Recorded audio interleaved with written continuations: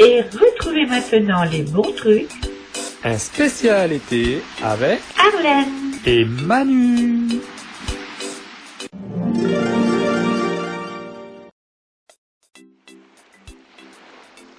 Si l'on veut préserver l'océan et la planète, peut-on encore manger du poisson ? Alors que la pêche est de plus en plus pointée du doigt pour son impact sur le climat et la biodiversité, les habitudes de consommation doivent évoluer. Saumon en papillotes, crevettes et bulots, brandade de morue. Les Français raffolent des produits de la mer, à tel point que leur consommation annuelle de poissons, coquillages et crustacés a atteint 30,4 kg par personne en 2021. De multiples impacts sur le climat et la biodiversité. Cet amour pour les produits de la mer pose un certain nombre de problèmes. Dans certaines des zones les plus touchées par la surpêche, les grandes populations de poissons ont été divisées par 5, voire par 10 pour les endroits les plus exploités. Atlantique Nord, mer du Nord, indique un chercheur en écologie marine. Du pôle halieutique, mer et littoral à l'Institut Aigre-Rennes-Angers. On pêche les prédateurs, ce qui a des effets sur les proies. Puis les proies des proies, cela modifie toute la structure des écosystèmes marins, souligne le chercheur. La pêche subit le changement climatique et notamment le réchauffement de l'océan, mais elle y contribue aussi à sa manière. Notamment à cause du carburant consommé par les bateaux, en particulier les chalutiers aux moteurs puissants nécessaires pour racler les fonds marins. Il faut entre 1 et 2 litres de gazole pour pêcher 1 kg de poisson au chalut de fond. On dit souvent aux consommateurs, regardez votre filet de poisson dans votre assiette. S'il vient du chalutage, vous pouvez poser 2 verres de pétrole à côté. Le bouleversement des écosystèmes marins compromet aussi le stockage de carbone dans l'océan, qui absorbe environ un quart de nos émissions de compagnie 2. Par ailleurs, certains types de pêche, comme le chalutage de fond, peuvent entraîner le relargage de carbone stocké dans l'océan en venant gratter les fonds marins. Si l'ampleur de ce phénomène ne fait pas encore l'objet d'un consensus scientifique et doit être documenté, cet impact est bien réel, explique le professeur en écologie marine. Moins consommer, pour que le poisson soit une fête. Pour réduire son impact sur l'océan en tant que citoyen, la première étape est de réduire sa consommation. Il est possible de prélever de manière durable environ 100 millions de tonnes de produits de la mer chaque année à l'échelle mondiale, soit 10 kg par personne pour 10 milliards d'humains, d'après les projections à horizon 2050. 2 kg sont utilisés pour faire de la farine de poisson et nourrir les poissons d'élevage, ce qui laisse à peu près 8 kg par personne et par AN, nuance l'expert.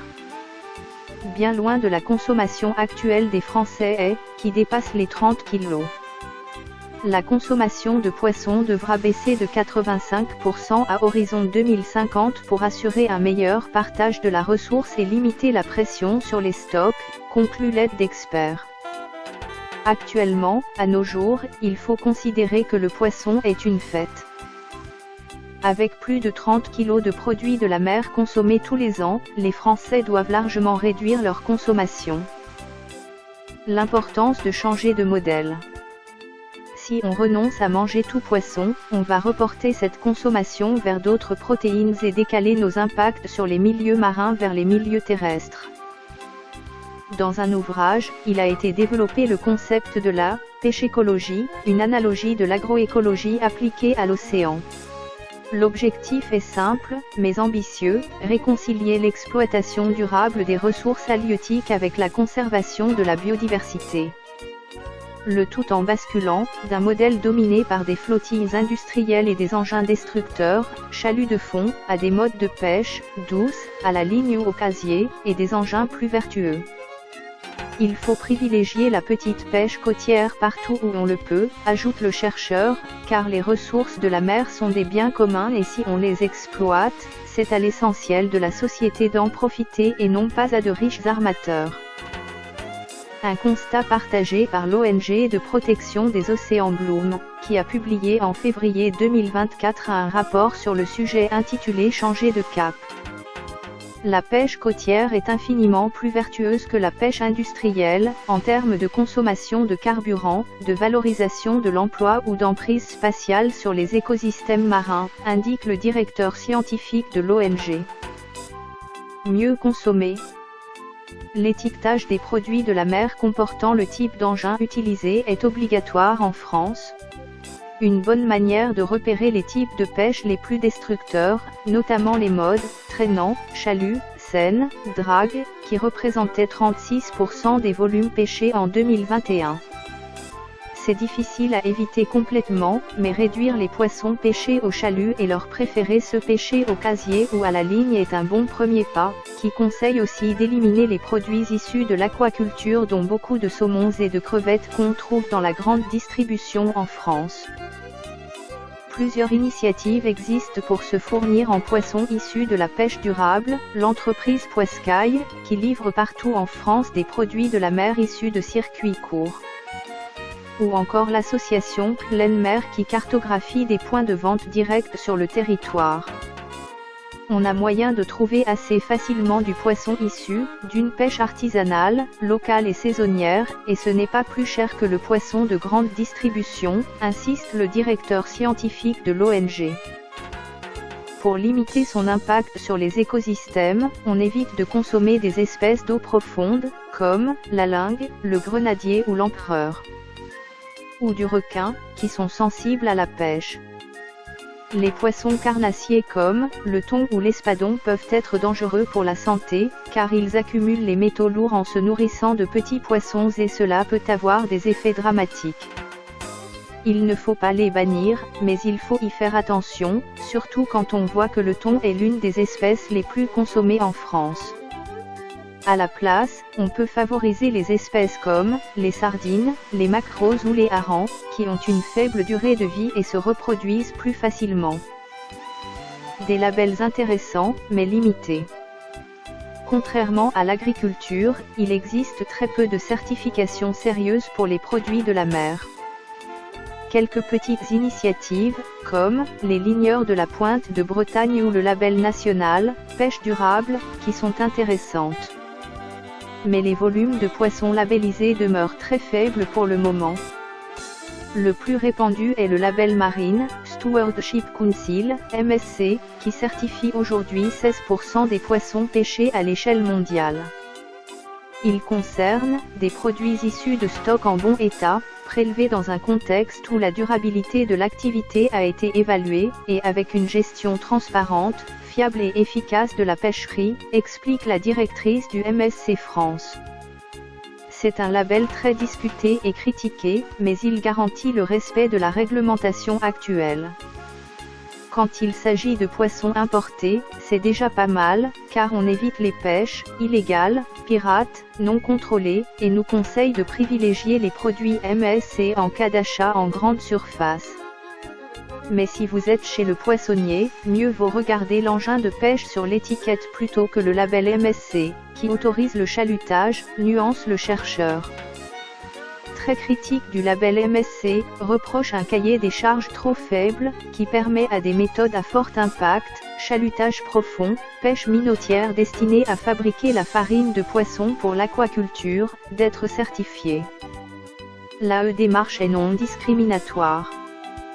On part du principe que n'importe quelle pêcherie peut et doit améliorer ses pratiques. Si la pêcherie a démontré que le stock ciblé est sain, elle peut prétendre à la certification, précise la directrice du MSC France. Seules 2 pratiques sont exclues de la labellisation, la pêche au poison et les explosifs. De manière générale, il vaut mieux s'en tenir au bon sens. Réduire sa consommation et acheter des produits de saison, voire le calendrier saisonnier. Pêcher localement et avec les engins les plus vertueux possibles. Et ne pas oublier que la pêche est régie par des réglementations complexes. Ces politiques découlent directement des orientations décidées par les élus et, notamment à l'échelle européenne. D'où ce conseil, en tant que consommateur, agissez avec votre carte bleue, mais n'oubliez pas votre carte d'électeur.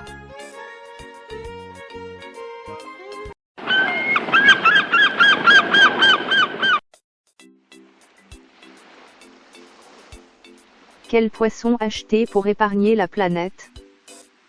Nous conduisons collectivement l'océan au bord du précipice. C'est le constat alarmant qu'a fait mercredi 16 septembre Marco Lambertini, directeur général de l'ONG environnementale WWF.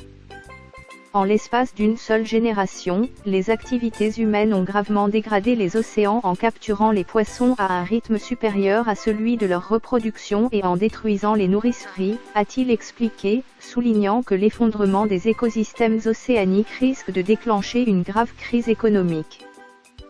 Selon un rapport de l'ONG, les populations d'animaux marins, mammifères, oiseaux, reptiles et poissons, ont chuté de moitié depuis les années 1970 du fait de la surpêche, de la pollution et du changement climatique.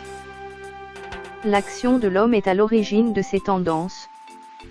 De la surpêche et des industries extractives à l'aménagement du littoral et à la pollution, en passant par les émissions de gaz à effet de serre responsables de l'acidification océanique et du réchauffement des mers. Et l'appétit de l'homme pour le poisson ne cesse d'augmenter. À l'échelle mondiale, la consommation moyenne par habitant est passée de 9,9 kg dans les années 1960 à 19,2 kg en 2012. Peut-on, au niveau individuel, changer la situation? Y a-t-il des poissons qu'on peut manger sans risquer de dérégler l'écosystème? À proscrire. Thon rouge, anguille. Le poisson possède des qualités nutritionnelles précieuses, qui sont notamment louées par l'Agence nationale de sécurité sanitaire de l'alimentation, de l'environnement et du travail, ANS, afin de s'assurer tous les bienfaits de la consommation de poissons et couvrir les besoins de la population en oméga 3 à longue chaîne, tout en minimisant les risques de surexposition à certains contaminants. L'ANS recommande de consommer du poisson 2 fois par semaine en associant un poisson à forte teneur en oméga 3 et un poisson maigre. En partenariat avec SeaWeb, la fondation Good Planet, fondée par Yann Arthus Bertrand, a dressé une liste des poissons à proscrire de son assiette. Parmi eux, le thon rouge, l'anguille, aujourd'hui proche de l'extinction, la dorade rose, l'aigle fin, qu'on appelle haddock une fois fumé, l'empereur, qui peut vivre jusqu'à 160 ans mais a un cycle de reproduction très lent, le flétan noir, le grenadier, le merlan, la perche du Nil. Le site Conso Globe attire aussi l'attention sur le fait qu'il faut refuser les poissons trop petits, c'est-à-dire qui n'ont pas atteint leur maturité sexuelle et qui ne peuvent se reproduire. À consommer. Lieu, bar, sardines. Good Planet donne aussi une liste des espèces à privilégier. On y trouve notamment le bar, la lotte, le chinchard du sud de la mer du Nord, la dorade royale sauvage ou grise, le flétan du Pacifique, l'espadon, sauf celui de Méditerranée, le lieu noir et jaune, le maquereau, la sardine, le saumon sauvage du Pacifique.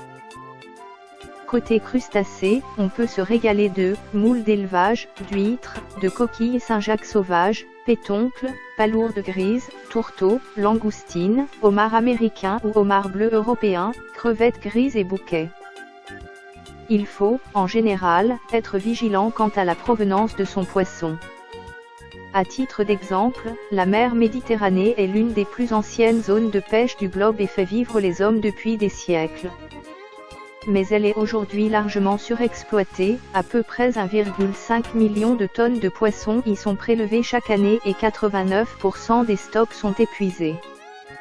Le problème, c'est que certaines espèces sont en difficulté dans certaines zones et pas dans d'autres, comme le souligne le site Terre Vivante.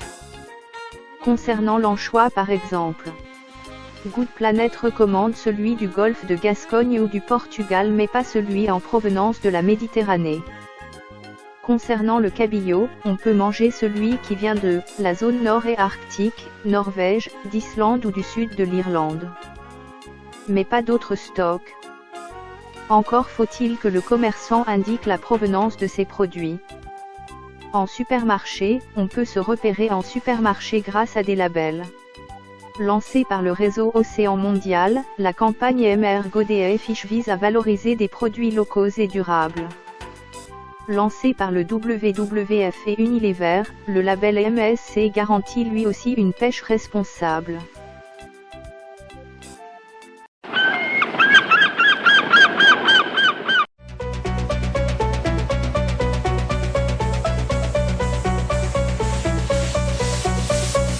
J'ai marché depuis quelques années et j'ai pu observer des centaines de déchets déposés sur le sol et les plages en automne qui finissent dans la mer, polluant l'atmosphère.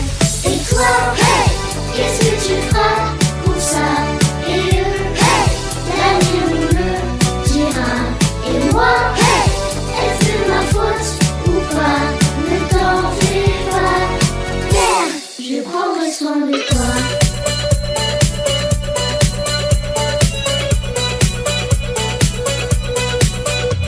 J'ai marché depuis quelques années et j'ai pu observer des rivières asséchées.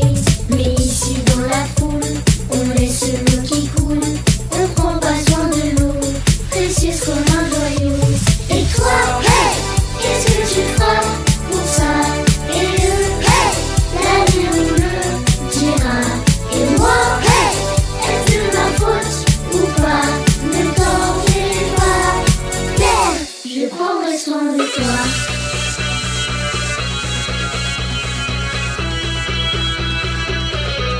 Je prendrai soin de toi.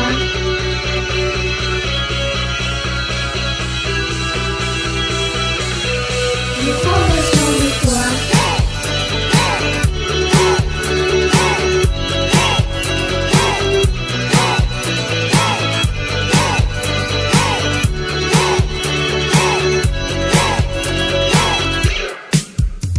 J'ai marché depuis quelques années et j'ai pu observer des lumières allumées, allumées quand il faut, aussi quand il faut pas, de l'énergie gâchée, même pas utilisée. Et toi, hey, qu'est-ce que tu feras pour ça? Et eux, hey, l'avenir nous le dira. Et moi, hey, est-ce de ma faute ou pas? Ne t'en fais pas. Et toi, hey, qu'est-ce que tu feras pour ça? Et eux, l'avenir nous le dira. Et moi, est-ce de ma faute ou pas? Ne t'en fais pas. Je prendrai soin de toi. Je prendrai soin de toi. Je prendrai soin de toi. Je prendrai soin de toi.